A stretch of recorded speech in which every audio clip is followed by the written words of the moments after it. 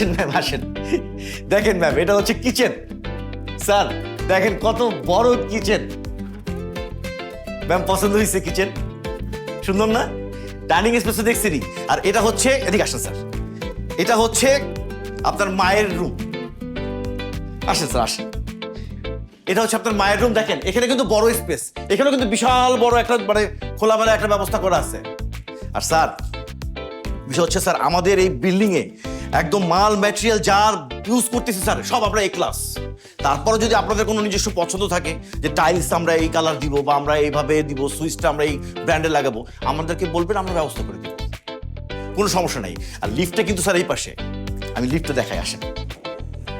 এই ভালো হয়েছে না? পছন্দ হয়েছে তোমার? অনেক সুন্দর, অনেক আলো বাতাস আছে। আর মার রুমটা অনেক বড় হয়েছে।